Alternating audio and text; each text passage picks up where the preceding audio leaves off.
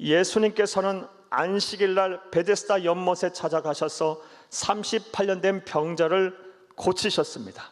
이를 두고 유대인들은 모세의 율법을 어겼다 하여, 안식일날 이래서는 안 된다라는 율법을 어겼다 하여 예수님을 정죄했고 공격을 했습니다. 그러자 예수님께서는 당신이 하나님의 아들이시고 참 생명을 주시는 생명의 주인이시며 최후의 심판자이심을 밝히셨습니다. 자, 그런데 당시 유대인들은 이러한 예수님의 말만 듣고는 예수님을 인정하지 않았고 아니하였을 것입니다. 왜냐하면 당시 유대 사회, 유대 법정 안에서 자기 변호를 하고 자기 주장을 인정받으려면 반드시 두세 사람 이상의 그런 증언이 필요했기 때문입니다. 그것을 잘 아셨던 오늘 예수님께서는 오늘 본문 말씀을 보게 되면 예수님이 누구신가에 대한 분명한 말씀을 하신 이후에 유대 전통과 또 유대 율법을 중요시하고 또 인정하셔서 예수님께서 하나님의 아들이시고 참 생명을 주시는 주이시며 최후의 심판자임을 입증할 증거들을 말씀하셨습니다. 그 내용이 오늘 본문의 내용입니다. 자, 그렇다면 예수님께서 직접 당신이 하나님의 아들이심을 입증하기 위해서 말씀하신 증거가 무엇일까요? 먼저 세례 요한의 증언입니다. 오늘 본문 31절에서 33절을 함께 보겠습니다. 내가 만일 나를 위하여 증언하면 내 증언은 참되지 아니하되 나를 위하여 증언하시는 이가 따로 있으니 나를 위하여 증언하시는 그 증언이 참인 줄 아노라. 너희가 요한에게 사람을 보내매 요한이 진리에 대하여 증언하였느니라. 아멘. 여기서 말하는 진리는 우리 주 예수님을 말합니다. 사랑하는 여러분, 우리 주 예수님이 하나님의 아들이심을 입증하기 위해서 예수님께서 직접 말씀하신 증거는 세례 요한의 증언이었습니다. 우리가 잘 알다시피 세례 요한은 하나님으로부터 예수님의 사역의 길을 예비하라고 예수님보다 6개월 먼저 앞서 세상에 온 사람입니다. 그리고 세례 요한은 죽기까지 이 사명을 잘 감당했습니다. 예를 들어 요한복음 1장 29절에서 34절의 말씀을 보게 되면 예수님께서 공생애를 시작하시면서 메시아로서 사역을 시작했다는 선언적인 의미로 세례 요한으로부터 물세례를 받으시러 나오자 세례 요한이 공식적으로 많은 사람들 앞에서 예수님에게 대해 다음같이 증언하였습니다. 보라, 세상 죄를 지고 가는 하나님의 어린 양이로다. 그는 나보다 이전부터 계신 자로다 라면서 예수님을 메시아, 하나님의 아들, 창조주로 많은 사람들 앞에 증언하였습니다. 이런 세례 요한의 증언을 보라, 바로 내가 메시아다, 우리 주 예수님께서 말씀하신 것입니다. 또 예수님께서 당신이 하나님의 아들이자 메시아임을 말씀하신 후 이것을 입증하기 위해서 오늘 본문에서 또 어떠한 증거를 되셨을까요? 또 다른 증거는 바로 예수님이 행하신 사역들을 보라라는 것입니다. 오늘 본문 36절을 함께 보겠습니다. 내게는 요한의 증거보다 더 큰 증거가 있으니 아버지께서 내게 주사 이루게 하시는 역사, 곧 내가 하는 그 역사가 아버지께서 나를 보내신 것을 나를 위하여 증언하는 것이요. 아멘. 내가 하는 그 역사가 바로 아버지께서 나를 보내신 것을 나를 위하여 증언하는 것이다. 내 사역을 보라. 그러면 내가 메시아임을 다 너희들이 인정하게 될 거라는 말씀입니다. 우리가 흔히 말하기를 백문이 불여일견이라고 말합니다. 100번 듣는 것보다 한 번 보는 것이 더 확실한 거예요. 즉 예수님이 행하시는 기적을 보게 되면 예수님이 행하시는 기적은 도저히 인간이 할 수 없는 초자연적인 초월적인 그런 신만이 할 수 있는 기적이라는 거예요. 네가 100번 내가 메시아임을 듣는 것보다 내가 여태까지 했던 사역을 듣고 보았던 것을 경험하지 않았냐? 바로 내가 메시아다라고 증언하신 것입니다. 실제로 마태복음 11장 2절에서 6절까지의 말씀에 보면 다음과 같은 이야기가 나옵니다. 세례 요한이 헤롯 왕에게 붙잡혀서 감옥에서 죽게 되었을 때 세례 요한은 자신이 증언한 예수가 메시아인지를 다시 한번 확인하고 싶었습니다. 그래서 세례 요한은 자신의 제자들을 예수님에게 보내요. 당신이 정말 메시아이십니까? 라고 물었어요. 그때 예수님께서는 세례 요한의 제자들에게 다음과 같은 말씀을 하셨습니다. 마태복음 11장 4절에서 5절을 함께 보겠습니다. 예수께서 대답하여 이르시되 너희가 가서 듣고 보는 것을 요한에게 알리되 맹인이 보며 못 걷는 사람이 걸으며 나병 환자가 깨끗함을 받으며 못 듣는 자가 들으며 죽은 자가 살아나며 가난한 자에게 복음이 전파된다 하라. 아멘. 다른 말씀을 안 하셨어요. 내가 한 사역들을 가서 말하라. 네가 본 사역들을 말하라. 사랑하는 여러분, 예수님이 행한 사역만큼 그 예수님이 하나님의 아들이심을 증언하는 것이 없어요. 그리고 예수님께서는 이것을 말씀하신 것입니다. 나아가서 오늘 본문 속에서 예수님께서 당신이 하나님의 아들 메시아임을 입증하기 위해서 내걸은 증거가 무엇일까요? 또 다른 증거는 바로 성경입니다. 오늘 본문 말씀 39절을 함께 보겠습니다. 너희가 성경에서 영생을 얻는 줄 생각하고 성경을 연구하거니와 이 성경이 곧 내게 대하여 증언하는 것이니라. 아멘. 유대인들에게 말했어요. 성경을 봐라. 여기서 말하는 성경은 모세오경을 말합니다. 창세기, 출애굽기, 레위기, 민수기, 신명기, 토라, 율법, 모세오경을 말해요. 이것을 보라. 무엇을 증거하고 있냐? 누구를 증거하고 있느냐? 메시아인 나를 증거하고 있지 않느냐?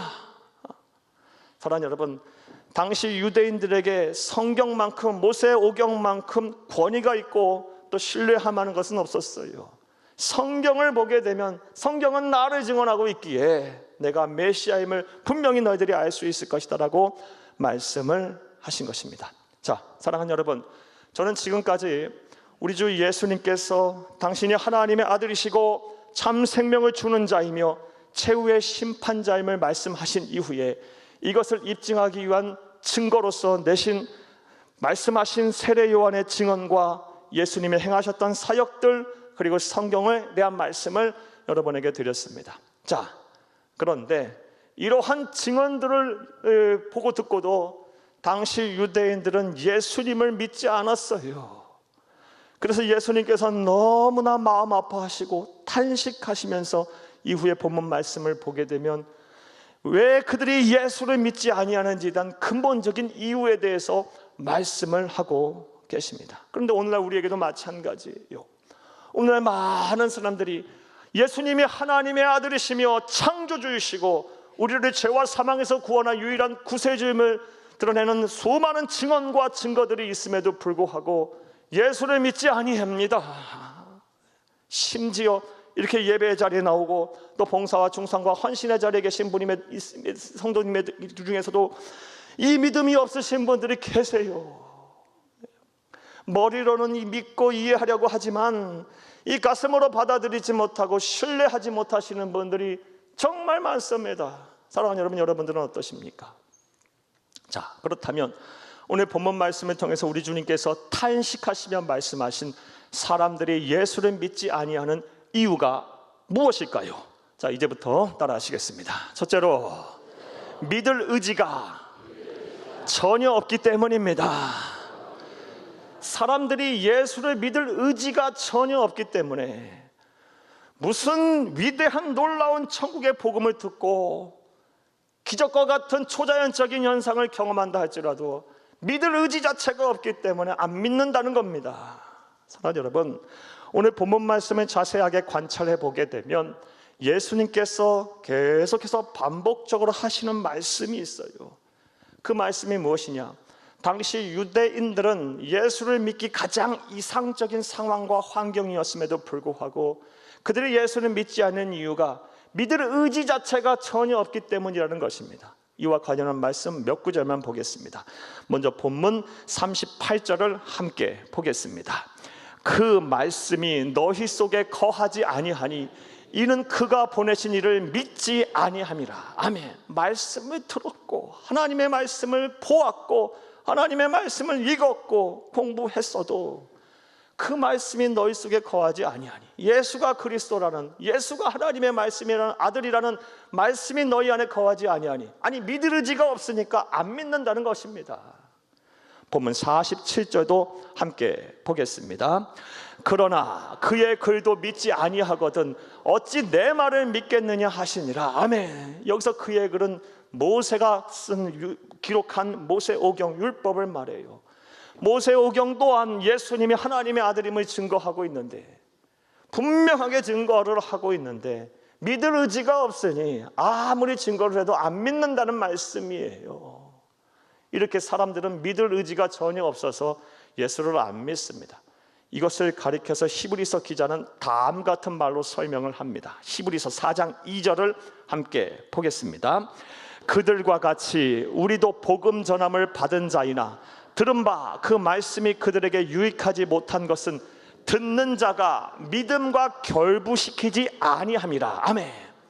그러니까 사람들이 복음을 들어도 그 복음을 통해서 구원을 받지 못하고 멸망에 이르는 이유는, 아무리 많은 복음을 듣고 아무리 많은 말씀을 들었어도 그것을 믿음과 결부시키려는 의지적인 노력을 하지 않기 때문에 복음은 복음이고 말씀은 말씀이고 사람들은 멸망의 길로 간다라는 것입니다. 이러한 모습들을 볼 때 우리는 다음 같은 사실, 분명한 사실을 알게 돼요. 믿음은 이해의 문제가 아니라 의지의 문제라는 것입니다. 사랑하는 여러분, 믿음은 이해를 못해서가 아니고요, 의지가 없어서 믿음이 안 생기는 거예요. 의지가 없어서 믿음이 안 자라는 것입니다. 이제 이와 관련한 여러분에게 권면의 말씀을 드릴게요. 먼저 불신자들과 믿음이 연약하신 분들에게 권면의 말씀을 드리겠습니다. 지금 이 순간에 하나님의 말씀이 내 머리로 잘 이해가 안 되고 기독교에서 말하는 교리와 신앙의 체계가 이해가 되지 않는다 할지라도 예수를 믿는 이 믿음을 포기하지 마시기를 바라요. 멈추지 마시기를 바라요. 지금 당장 이해가 되지 않는다 할지라도 내가 믿음을 좀 가져보겠다는 이 의지적인 결단을 하고 노력을 하게 되면 반드시 하나님의 때가 옵니다. 하나님의 구원의 날이 와요. 그때가 오면 예수 안에서 모든 것이 새롭게 느껴질 거예요. 모든 것이 분명해질 것입니다. 모든 것이 확신에 차게 될 거예요. 이런 은혜와 축복이 저와 여러분 가운데 함께 하기를 간절히 주의 이름으로 축복합니다. 나아가 오랫동안 신앙생활을 해서 하나님의 말씀도 잘 알고 기독교 신앙의 체계도 잘 아시는 분, 하지만 이 믿음이 주는 기쁨과 행복과 능력, 또 구원에 대한 확신이 없으신 분들에게도 권면의 말씀을 드릴게요. 사랑하는 여러분, 여러분이 알고 듣고 보고 체험한 것을 믿음과 결부시키는 의지적인 노력을 이제는 하시기를 바랍니다. 신앙을 머리로만 하려 하지 마시고 내가 이 알고 듣고 보고 체험한 것을 믿음과 결부시키려는 의지적인 노력을 할 때 우리의 믿음이 성장하고 자라는 거예요. 생기는 거예요. 이제는 더 이상 이렇게 살 수 없다. 내가 이제 하나님의 말씀으로 한번 변화된 삶을 나도 한번 살아버리라. 나도 거룩한 하나님의 자녀로 한번 살아버리라. 나도 하나님의 능력으로 세상을 이기며 한번 살아볼 것이다. 나도 한번 하나님이 주시는 그 기적의 주인공이 나도 한번 돼버리라. 라는 의지적인 노력을 한번 해보세요. 그러면 하나님께서 그 의지적인 노력을 통한 믿음 위에 일하실 것입니다. 위로가 필요하다면 찾아와서 위로하실 것이고, 용기가 필요하다면 찾아오셔서 용기를 주실 것이며, 삶의 문제가 해결되어야 한다면 찾아오셔서 삶의 문제를 해결할 것이고, 구원이 필요하다면 구원의 확신도 찾아오셔서 주실 것입니다. 이런 은혜와 노력이, 이런 은혜와 실천이 저희 이런 가운데 충만하기를 다시 한번 간절히 주의 이름으로 축복합니다. 사랑하는 여러분, 우리 주 예수님께서 마음 아파하시면서 탄식하시면서 하신 사람들이 예수를 믿지 않은 이유가 무엇입니까? 믿을 의지 자체가 없기 때문에 그래요. 전혀 의지 자체가 없기 때문에 그러하다는 것이에요. 이 의지 자체가 없기 때문에 사랑하는 여러분, 이 자리에서 사도 바울이 설교를 하고 예수님이 설교를 해도 의지 자체가 없기 때문에 사람들이 예수를 안 믿는다는 거예요. 다시 한번 말씀드리고 다시 한번 부탁의 말씀, 권면의 말씀 드려요. 사랑하는 여러분, 믿음은 이해로 하는 것이 아니에요. 믿음은 의지적인 결단으로 하는 것입니다. 이 의지를 가지고 예수 앞에 나오시기를 간절히 주의 이름으로 축복합니다. 또 두 번째로 우리 주 예수님께서 말씀하신 사람들이 예수를 믿지 아니하는 이유가 무엇일까요? 따라 하시겠습니다. 둘째로, 하나님보다 세상을 더 의지하고 두려워하기 때문입니다. 하나님보다 세상을 더 의지하고 두려워하면요, 굳이 하나님이 필요 없다고 생각하는 거예요. 예수가 필요 없는 거예요. 그러니 예수를 안 믿는다는 것입니다. 하나님보다 세상을 두려워하고 더 의지하는 순간부터는요, 믿음이 생길 수도 없고 믿음이 변질되게 돼 있어요. 오늘 보면 44절을 함께 보겠습니다. 너희가 서로 영광을 취하고 유일하신 하나님께로부터 오는 영광은 구하지 아니하니 어찌 나를 믿을 수 있느냐. 아멘. 우리 주 예수님께 탄식하시며 하신 말씀이에요. 서로 영광을 취하고 유일하신 하나님께로부터 오는 영광은 구하지 아니하는데 어찌 나를 믿겠느냐는 말씀이에요. 자, 그렇다면 서로 영광을 취하고 유일하신 하나님께로부터는 영광을 구하지 아니한다라는 말의 의미가 뭘까요? 참 어려운 말씀이에요. 이런 뜻이에요. 여기서 말하는 영광으로 번역된 헬라어 원어는 독사라는 뜻이 나라고요. 이 독사의 정확한 원어적인 의미는요, 판단과 평가예요. 판단과 평가에서 또 파생된 의미가 뭐냐? 판단과 평가 후에 우리에게 주어지는 영광과 유익과 보상 그리고 도움을 말해요. 이런 원어적인 의미를 충분히 되살려서 다시 44절을 번역을 하면 다음과 같아요. 들어보시기 바랍니다. 너희가 사람들의 판단과 평가만을 두려워하여 그들이 주는 유익과 도움에만 관심을 두고 있으니 어찌 나를 믿겠느냐. 하나님이 행하시는 판단과 평가를 두려워하지 아니하는데 어찌 나를 믿겠느냐, 이 말씀이에요. 쉽게 말해 보이지 않는 하나님보다 당장 내 눈앞에 보이는 사람들을 더 두려워하고 세상을 더 의지하는데 어찌 나를 필요로 하며 어찌 나를 믿겠느냐라는 탄식의 말씀이에요. 사랑하는 여러분, 여러분들은 어떠세요? 예수를 믿는다고 하고 하나님을 경외한다고 하면서 실상 사랑하는 여러분, 보이지 않는 하나님보다 보이는 하나님을 더, 보이는 세상을 더 두려워하고 더 의지하고 계시지는 않습니까? 이런 분들이 얼마나 많은지 모릅니다. 저와 여러분 오늘 말씀을 통해 생각해 봐야 돼요. 예를 한번 들어보겠습니다. 먼저 많은 그리스도인들이 몸과 마음이 아프면 어떻게 돼요? 병에 걸리면 어떡합니까? 우리가 무엇을 해야 합니까? 하나님이 내게 왜 이 병을 주셨는지 기도하며 분별해야 돼요. 그러면 의학적 치료를 병행해야 하는 것입니다. 하나님의 뜻을 구해야 돼요.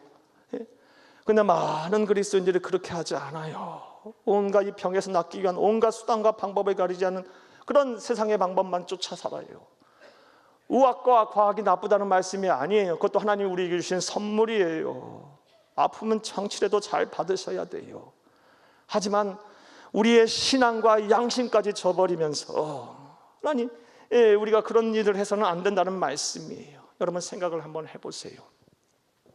우리가 아무리 뛰어난 우수를 가진 의사에게 치료를 받고 효능과 효과가 뛰어난 약을 복용한다고 해서 만약 하나님이 안 된다고 하면 단 1분 2초라도 우리의 생명을 연장할 수 있습니까? 하나님이 안 된다, 하나님이 거기까지다 그러면 사람 못 사는 거예요. 안 되는 겁니다. 그럼 누구를 두려워해야 하는 것입니까? 우리가 하나님을 두려워해야죠. 세상 보이는 세상 사람들과 세상을 두려워하는 것이 아니고 의지하는 것이 아니라 하나님을 두려워해야죠. 그럼 믿음이 생기는 거예요. 하나님을 찾게 되는 거예요. 나아가 또 예를 한번 들어보겠어요. 사업이 어려워지고 경제적인 고통이 생기고 또 자녀들이 기대만큼 자라주지 않을 때 많은 그리스도인들이요, 마음과 생각이 무너져요. 몸이 아파요. 거기에서 더 나아가서 신앙도 엉망이 돼요.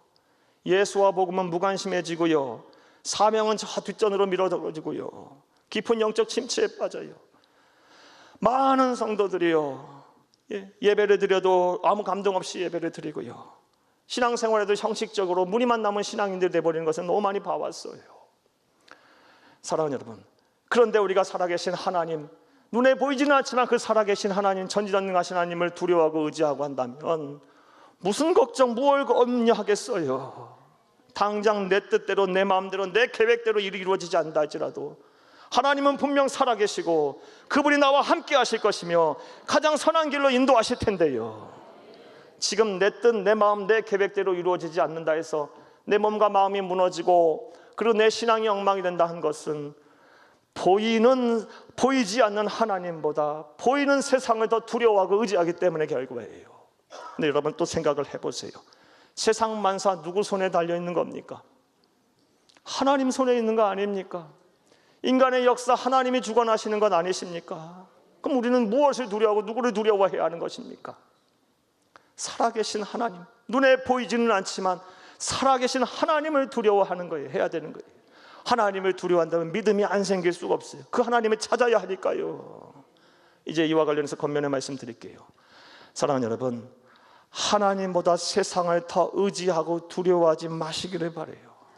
우리가 두려워하고 의지해야 될 대상은요, 눈에 보이지는 않지만 분명히 살아계셔서 역사하시는 하나님, 그 하나님을 두려워해야 합니다. 예수님께서도 이와 관련한 우리 말씀을 우리에게 하셨어요. 우리 마태복음 10장 28절을 함께 보겠습니다. 몸은 죽여도 영혼은 능히 죽이지 못하는 자들을 두려워하지 말고 오직 몸과 영혼은 능히 지옥에 멸하실 수 있는 일을 두려워하라. 아멘. 몸은 죽여도 영혼까지 죽이지 못하는 자들, 세상을 두려워하지 말고 몸과 영혼까지 모두 능히 지옥에 멸할 수 있는 하나님을 두려워해라. 두려워해라. 우리가 이런 믿음, 이런 신앙관을 갖는다면 절대로 우리의 믿음이 상실되지 않을 거예요. 변질되지도 않을 것이고요, 반드시 하나님을 찾게 될 거예요. 우리가 가장 두려워하고 의지할 대상이 하나님이시니까요. 이런 은혜와 시철이 저와 이런 가운데 충만하기를 간절히 주의 이름으로 축복합니다. 말씀을 맺겠습니다. 오늘은 우리 주 예수님께서 직접 당신의 입을 열어서 예수를 믿지 아니하는 이유에 대해서 말씀하신 것을 살펴보며 은혜를 나눴어요. 그 이유가 무엇이었습니까? 먼저 믿을 의지가 전혀 없기 때문이라는 거예요. 믿을 의지가 없는데 무슨 말씀을 전하고 무슨 기적을, 어떤 기적을 보여줘도 믿겠냐는 거예요. 사랑하는 여러분, 믿음은요, 이해의 문제가 아니라 다시 말씀드리지만 의지의 문제인 거예요. 당장 이해가 되지 않는다고 예수 믿기를 포기하지 마세요. 중단하지 마세요.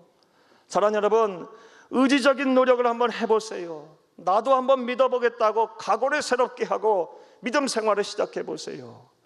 예수 안에서 모든 것이 변화될 거예요. 새로워질 거예요. 확신을 갖게 될 거예요.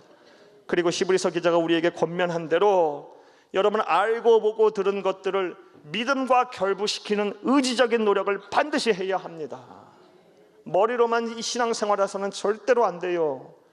의지적인 노력을 하셔야 돼요. 나도 변화되리라. 나도 하나님의 사람으로 살리라. 하나님의 능력이 내 능력이 되리라.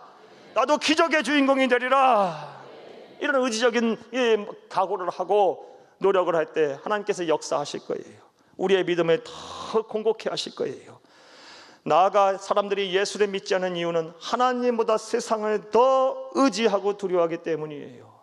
사랑하는 여러분, 우리가 두려워해야 할 대상은 하나님이시지 세상이 아니에요.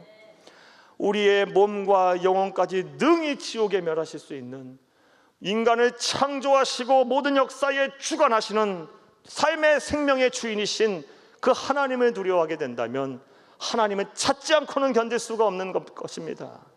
하나님께 모든 우리의 삶과 생명을 맡기고 염려와 근심에서 벗어난 자유인으로 살게 될 거예요. 확신을 갖고 살게 될 거예요. 부디 말씀을 들으시는 모든 분들이 오늘 말씀을 통해서 말씀을 또 실천함으로 인해서 여러분의 믿음이 더 성장하길 바랍니다. 태산 같은 믿음이 돼서 우리 하나님 아버지의 마음을 시원케 하는 성도들이 다 되시기를, 그래야 하늘의 신령한 복과 땅의 기름진 복을 충만하게 받는 여러분들이 다 되시기를 간절히 주의 이름으로 축복합니다. 축복합니다. 축복합니다.